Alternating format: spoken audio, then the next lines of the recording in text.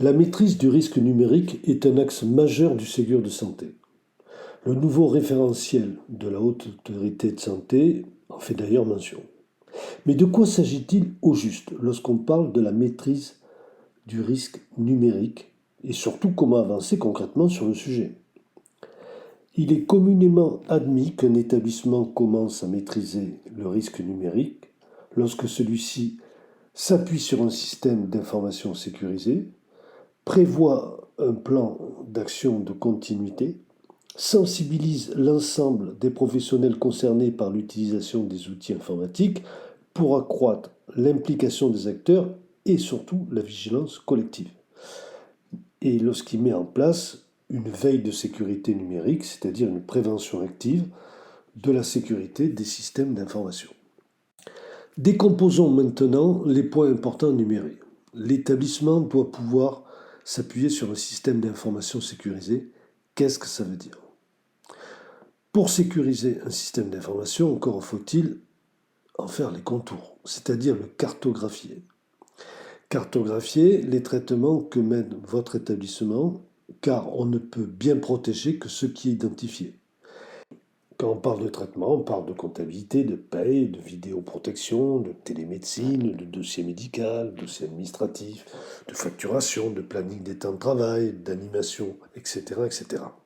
Il s'agit ensuite pour chaque traitement de préciser leur légitimité, c'est-à-dire qu'est-ce qui vous donne le droit de le faire, leur objectif, à quoi il sert, qui sont concernés par les traitements et quelles sont les données gérées, mais aussi leur durée de conservation, bien entendu l'ensemble des mesures organisationnelles et techniques prises pour les protéger, soit de la consultation inopinée, soit de la déformation, ou pire, bien sûr, de la destruction.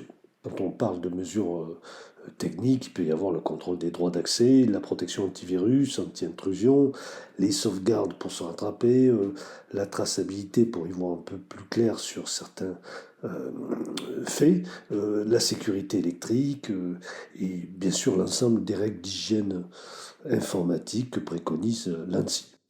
Il convient aussi de vérifier si les sous-traitants avec lesquels nous travaillons présentent les garanties suffisantes en termes de sécurité. Je veux parler des articles 28 et 32 du RGPD.